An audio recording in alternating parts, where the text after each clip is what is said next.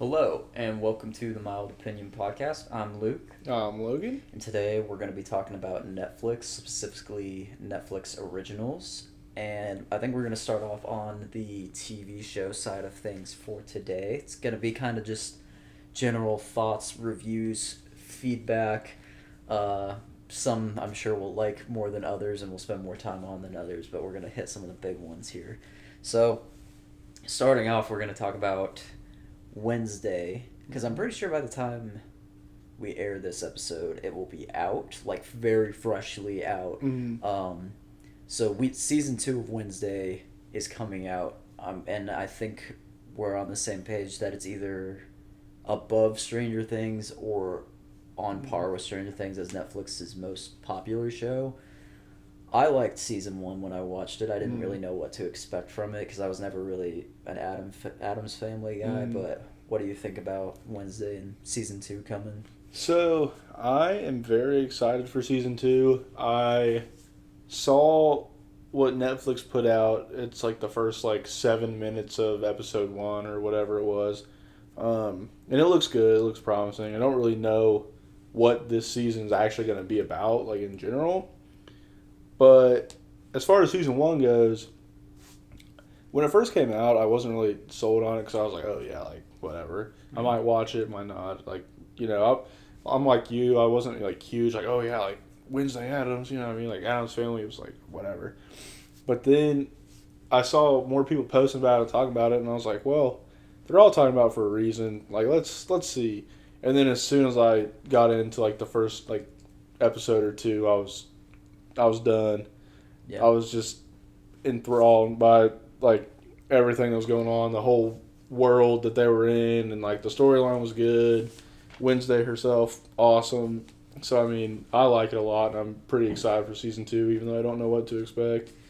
Yeah, I kind of was like that with you. I came in one time while you were watching it with our roommate at the time. I came in and you guys were watching it, and I think you guys were on like the second episode or something, and I just like sat down and started watching with you, and then you guys just kept going, so I was like, all right, I'll just get into it, and I really liked it from where I even just jumped in. Mm-hmm. So by the time I like came back and like went back through it, I was very much just like, wow, this is like such a fun show, and they do a good job of like, I don't know how much of this is in like the lore of the Addams Family or if any of it or whatever, but they lean into that like kind of like somewhat goofy, kind of fun, fantastical stuff really hard, which I just like really enjoyed about it. And then, you know, I feel like this is Jenna Ortega's biggest role by far, at least most iconic. Yeah. So I feel like she does a good job of like not just being like a regular protagonist in it, but also just the way she is in it is very like entertaining overall. Yeah, I agree. And also, I just feel like Jenna Ortega herself, like in that role, like I can't really think of many people who I would want to have in that role besides her. Like she just nails it so well that it's hard to think of anybody else. Yeah. Kind of like trying to think of like somebody else portraying like Tony Stark other than RDJ and stuff like that. So you just think of her now, and it's like, oh, yeah, it's Wednesday. Yeah. Moving on from there, we'll jump over to the other Netflix flagship show, which we've done a whole episode on, but which is Stranger Things. Mm-hmm. I think I can speak for us both that we both like the show quite a bit. Mm-hmm. We're both excited for season 5 coming, which, as you know, drops in 3 volumes at the end of this year. But I feel like this show has kind of turned into like kind of a nostalgic thing because I was watching the trailer for the new season when it came out, I think last week or maybe a couple weeks ago. And I was just thinking about like each time there's been a new season and I see this new trailer, I'm just like, oh wow, like I forgot this show is crazy and it's so fun to watch. So I was thinking all the way back to how excited I was when I saw the season 2 trailer, and I'm like, dang, it's been so long in making, but I'm still excited to see how this ends. Yep. Yeah. You have anything you want to add about Stranger Things? We won't go too far. I was gonna say we've talked about it quite a bit. Yeah. Well, there's one show that we both really appreciate, and I feel like I don't hear a lot of people talk about this show, is The Sandman on Mm-hmm. Netflix. It's probably, I know it's based on a comic book which is published by DC. I don't know how into the mainstream DC it can get, Mm-hmm. but I think in terms of comic book stuff, it's one of the most unique things I've watched, and I think it's one of the most unique shows on Netflix as a whole.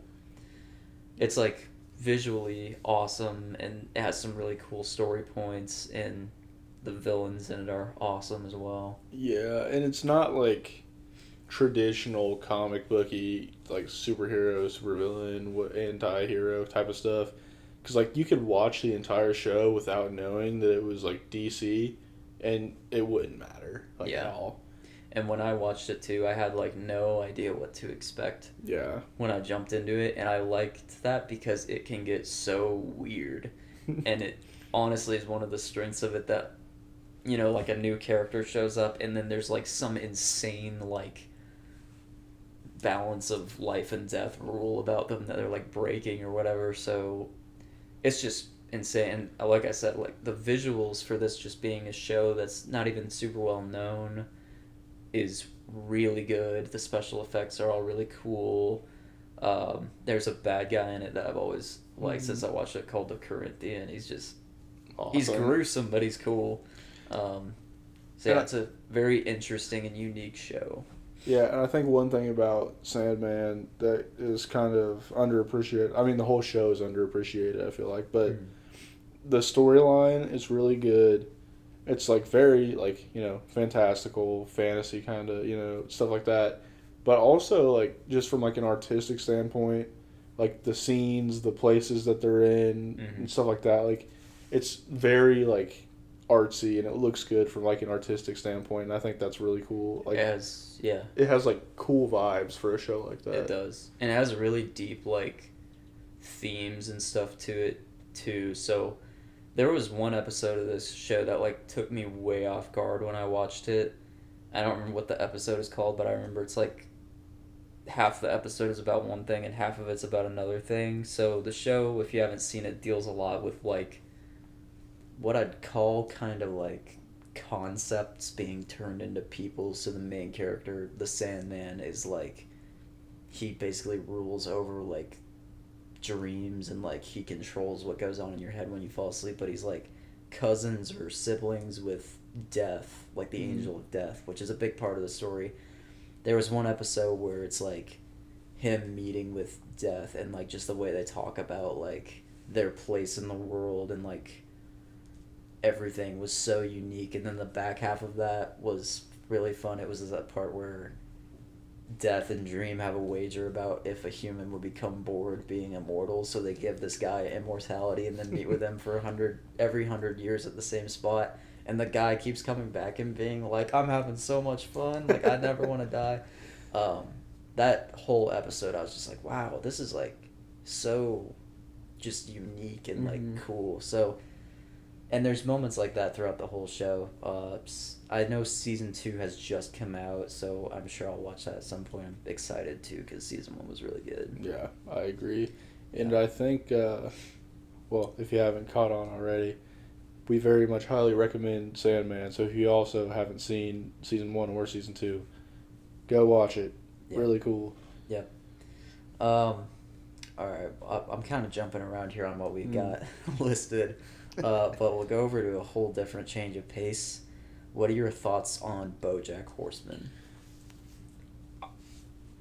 I think BoJack Horseman is phenomenal, and I think it's not necessarily one of those things where like you're gonna watch it and like have fun, but if you go into it knowing like, oh yeah, this is a kind of strange animated show about a lot of real life concepts like depression, loss, this, that, and the other. And if you go into it with like an open mind and are like prepared for that, it is like absolutely fantastic. Yeah, and it really does not shy away from like it's depressing a lot. It's funny. It has like a lot of funny stuff into it, but I feel like if you're watching it thinking it's going to be a comedy, you can get a lot of comedy stuff out of it, but you're going to get a lot more than you bargained for on that, which kind of took me off guard when I started watching it because I knew it could get serious, but I didn't know like how serious it gets, and especially by the end of the show, it kind of, at least for me, the ending I felt like fit the show very well, but it left me kind of just being like, wow, that's the ending, like that's the show. I liked all the characters in that show at varying levels throughout it. I probably liked them all the most at the beginning because it's hard to watch what happens with some of them.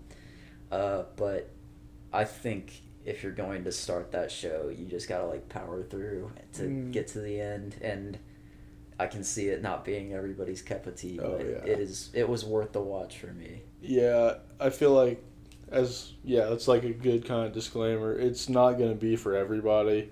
So if you start it, get through a few episodes, like give it a fair chance, and you still don't like it, then it's probably just not for you. Yeah. But I will give it the highest of recommendations. I think it's awesome. And also, if you do decide to watch it, once you get to the end, I feel like the ending gives you, without spoiling anything, it gives you a perfect balance of kind of like emptiness and fulfillment at the same time. Yeah. But yeah, BoJack Horseman, it's worth the watch for some people, but you have to, I feel like it is helpful to know to go in not expecting it to be funny nonstop. It is very funny. It just has some very real life hard things that you gotta digest with it. Yeah. But we'll jump over to another big show on Netflix, and we're gonna just touch on it briefly because we haven't watched it all the way through. Is Squid Game, and I really liked season 1 of this show. I don't think I am going to end up watching season 2 or 3 because I've heard season 2's good, but the things I've heard about season 3, I just don't know if I want to tarnish what I know about season 1, and I feel like it's a hard jump for me even seeing season 1 just to be like, I don't necessarily want to see this get thrown into a whole bunch of new characters and stuff. I kind of liked season 1 for what it was. Yeah. You know? That's kind of where I've struggled with it because, like, I like season 1, and I was like, all right, yeah, season 2, season 3, let's go. And then I heard about what happens a little bit, and then it kind of discouraged me from watching it. And it's one of those things where it's like, should I watch it because of how much I enjoyed season 1? Probably. But also I'm like, well, if I feel like I'm not going to like it, then I don't really know why I would want to ruin that for me. Yeah. I would rather just have the good memory of season 1. Yeah, because season 1 so quickly was so, like, intense and, like, new and captivating right away. And I'm like, I don't know if I need to have something I'm already kind of expecting what it's going to be and have it go in a way that I don't want it to go. You know? I agree. Yeah. We'll touch on one that we talked about in another episode, which was the tragedy of the show 1899, which was the makings of what could have been a fantastic series. Season 1 started off like okay, and then by the end of it I was like, wow, that was crazy. And then on the biggest cliffhanger and most of the stuff that I've ever seen, it just like canceled. Yep. I will never be satisfied on knowing that was canceled on that cliffhanger. Well, and it's kind of crazy too, because if you look into it a little bit, like it had a pretty big fan base of people who, and also like even now, like people who want to come back, like people like petitioning for it to come back still and everything like that. And if you look into it, there are people who are like, oh yeah, like I've done a deep dive, and if you look here, you can find like the script for season 2 or what the storyline's supposed to be if you want to look into it. It's like a deep dive of people who love this show, and it just got canceled. Just Netflix was like, it didn't do as well as we hoped. It's terrible. It was because on the surface of it, it's kind of just like you start watching and it's like, oh, it's people on a boat and weird things start happening. Yeah. And then when it gets to a point where it was like, that seems as weird as it could get, it like opened up a whole new iceberg of like, you have no idea what is actually going on right You have no idea how weird this gets. Yeah, and at like the end of the first season, it also made me just be like, we're at the tip of the iceberg, and it got crazy already, and then it's just like, I'll never know where that's gonna go. Are you kidding me? Ah, that's so frustrating.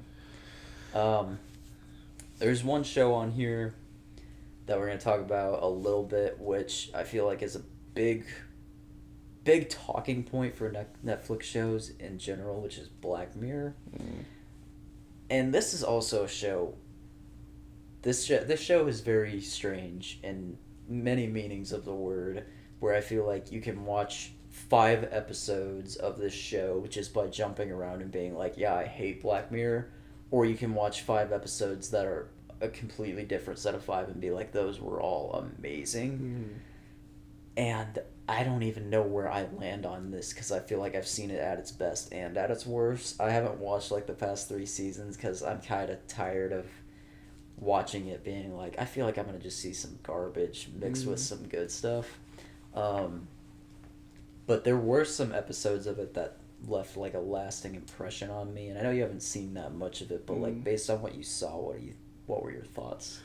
I mean, I think a lot of it's really interesting. It plays with really interesting concepts and really kind of like out there stuff, which I can always appreciate.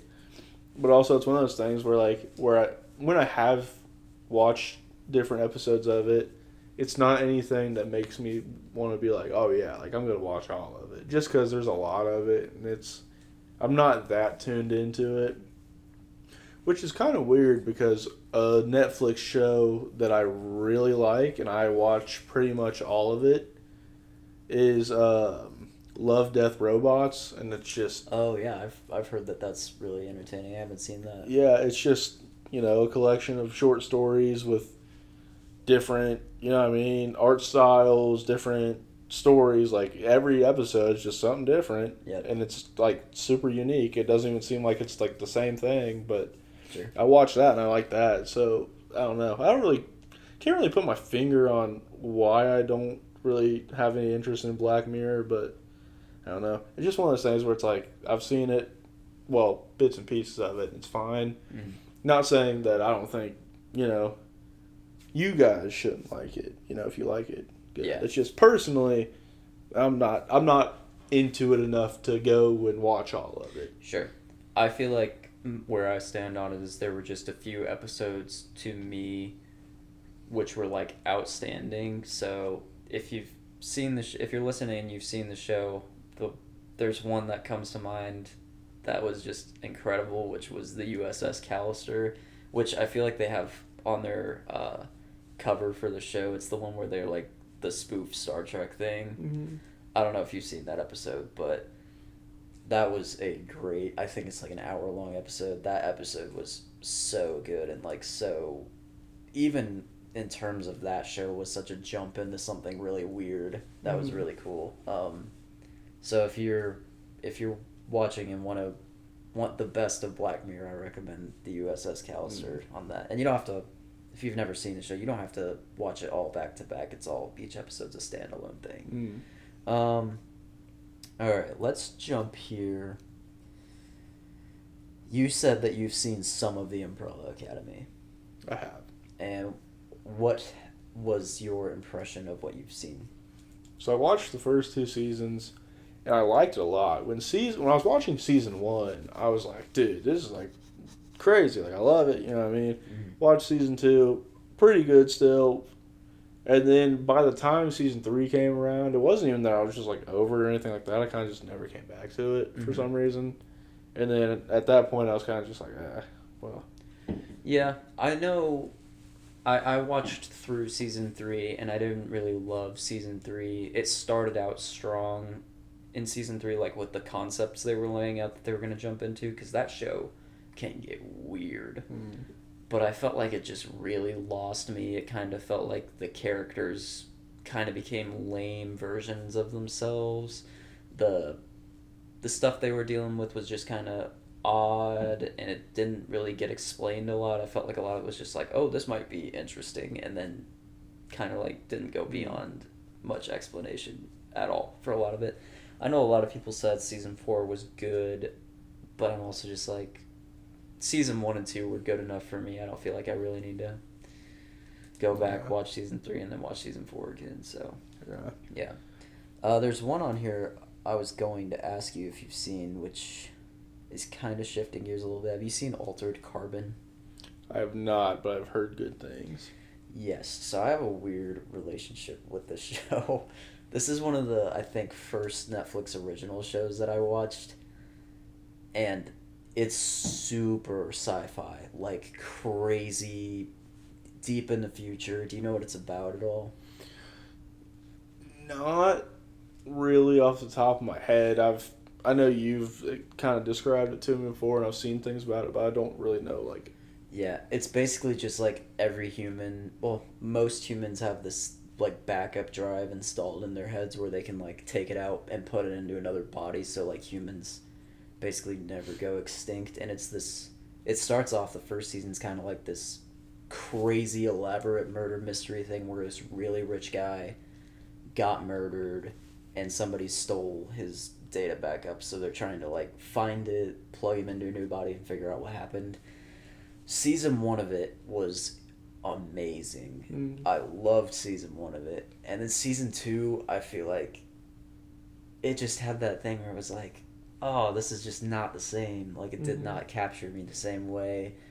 Part of the story is that in season 2, you're dealing with a different character altogether, so it just does not match the same energy that season 1 had.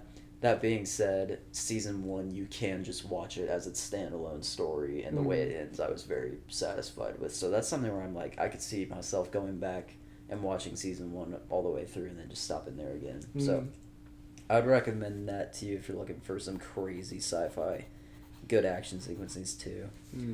Alright, there's one here, which I think a lot of people have a rocky relationship with, is You. What do you think about You? I think You overall is pretty solid.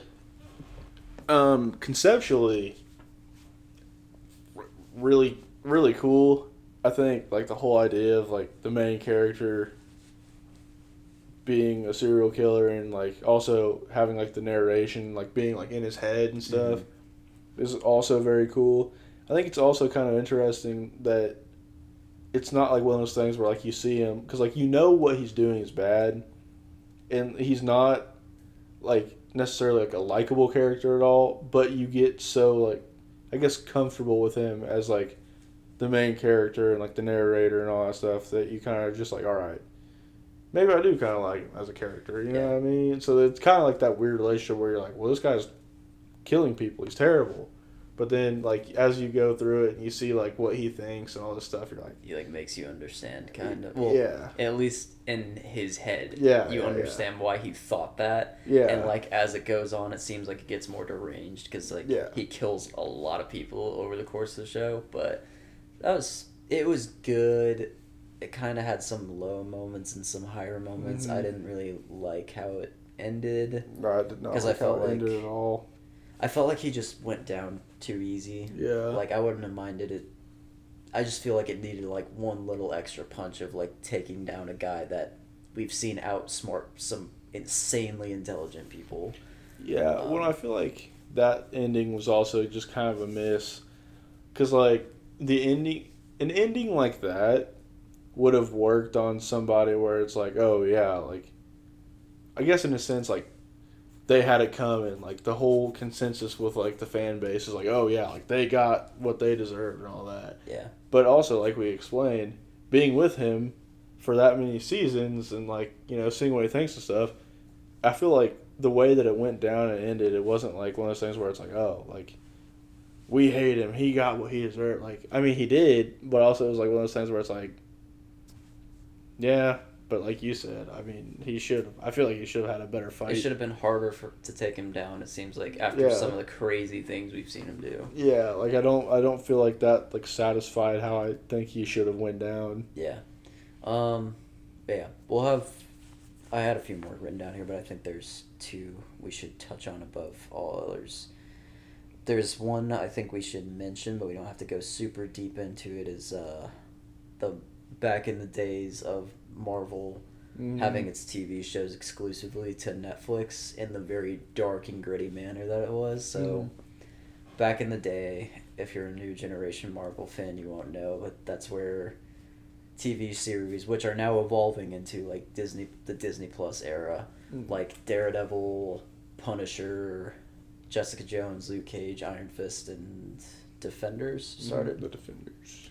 And they were in a very grounded, gritty, real world, like the kind of real world stuff you expect to see on a Netflix original in general. At least in terms of the darkness and like violence of it. With kind of like loose mentions of it being connected to the mainstream stuff. But I wanted to talk about this real quick just because I think the Marvel on Netflix generation, like the generational impact it had was huge because there's people like you and me now who remember watching these shows and are still like 10 years later being like, oh, we're so excited to see these characters like come back. And back in the day, I didn't watch all of them all the way through like right away. But the Daredevil stuff, I love Daredevil. So yeah, huge, strong start and introducing John Bernthal as like Punisher, and like I really liked the first season of Jessica Jones and all that. I think that was an interesting era for Marvel shows. Yeah, I agree, and I think like the fact that they were derived from Netflix as Netflix originals is still kind of like crazy to me, which, you know, obviously, as you can tell from what we've talked about earlier, Netflix is really good about making hits as far as like originals and stuff like that. Yeah. But those shows coming from Netflix, that's still kind of insane to me. It's an insane concept in my mind. Yeah. There's one more show I'll bring up on here. Have you watched Ozark? I have not, but I've heard that it was spectacular. It is very good. It's only 4 seasons. I generally classify this show as if you like Breaking Bad and like Better Call Saul and like kind of organized crime stuff. It's kind of fitting into that vein with its own sort of like unique take on it, on like the perspective of it, because it's basically just like, I think I remember it right. It's about a money launderer for the cartel. So it's like, oh yeah, just some goon for them. But the way that they execute the idea of it and like some of the very complicated situations that arise from that are very good. And it's Jason Bateman. So I think it's a good platform to see him in a very serious light. So I'd recommend that to you because I think you'd like that show. Yeah, whenever we talked about it before and you've told me things about it, I'm like, yeah, I'd probably be into that. I need to just take the time to sit down and watch it. But also, as anybody knows who are into like movies and shows and all that, there's so 15 recommendations at all times that you gotta try and rotate through. You watch one and then somebody will be like, you mean you haven't watched like these 10 other ones? Yeah, it's exactly. The curse of enjoying movies and TV shows. Yeah, exactly. So we're gonna shift gears a little bit here, and we won't go as far into this because I don't think in general there's as many of these that stand out to me. At least I haven't watched as many of them. We're gonna talk about some movies real quick. So based on what we've got here, what do you think are some of the movies that you've at least have left an impact on you on Netflix originals? Well, I know everyone went crazy over Bird Box when it first released. Yeah. I liked Bird Box quite a bit. I thought it was a cool story, an interesting concept. Yeah, I mean, overall, it was a pretty solid movie.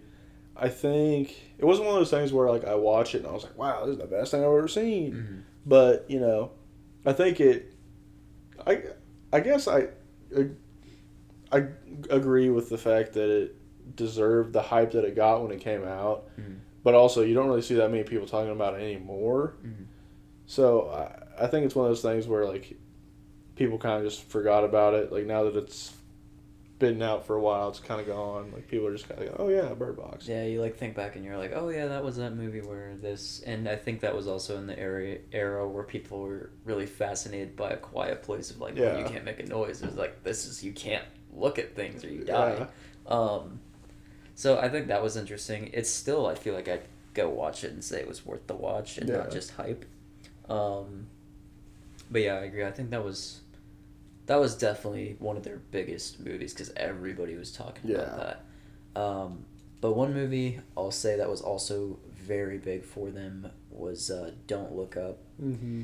And by literally like cast alone, this movie is gigantic. Like you've got DiCaprio and Jonah Hill and Jennifer Lawrence and I think Timothy Chalamet's in it briefly. I believe so. And there's so many more. If I just sat here, I could keep naming them. But what'd you think of Don't Look Up? I thought it was cool. It was entertaining.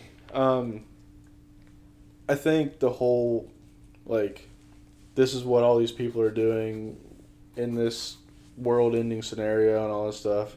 Kind of interesting. I don't know. It wasn't one of those things where it was like, oh yeah, like I love this. You know, what I mean, this is awesome. And like, you know, if I revisited it, I would probably enjoy it still. You know what I mean? But like, I think a lot of what made it so popular is just like cast star power, which there's a lot of movies that are like that. You know what I mean? Just throw the whole A-list cast at it and then see what happens. Storyline, it was good. I enjoyed it, but it wasn't one of those things that like I was, you know, obsessed over. Yeah. I'll go into just a few more what we got down here, so we're not going like super over time here. But there's one that I'll mention that I know you haven't seen. It's called What Happened to Monday, which is, if I were to recommend one movie on Netflix to you that I think you'd like, go watch this one. I'm not gonna go super far into it. Sci-fi, crazy, identical twin kind of story, but another recommendation that I have for you if you're interested. But we'll go to one that I watched with you, I believe, was The Ballad of Buster Scruggs, which overall, I think the movie's very good. It's kind of like a bunch of Western anthology stories, so like all of them stand alone. The first story in it is definitely the most like entertaining, but it has some really unique kind of like folklore-y Western mythical tales to it, which when I first watched it, I didn't know it was like this. I thought the whole movie was about this Buster Scruggs guy, but it was a very like entertaining Western movie, and I feel like it was different from a lot of Westerns in that it had a lot of just like, oh, okay, we're gonna tell this crazy story, and then this insane thing over here is gonna go on. But what's your impression of that movie overall? Oh, I think Buster Scruggs, The Ballad of Buster Scruggs, is fantastic, which, as it goes with any kind of media that tells a bunch of different stories, like short stories and stuff like that, some are better than others. But I think you got to take them all for, you know, what they are. Like the first one about Buster Scruggs and all that is awesome. It's also, there's a lot of it that's kind of funny moments in each one and stuff like that. But yeah, the first one about like Buster Scruggs and like the gunfight and all that, really cool. His character's just like unhinged in a good way too. Yeah. And then some of the lower points on it, like the one about the guy who's panning for gold, not as great. You know what I mean? It's the weird like.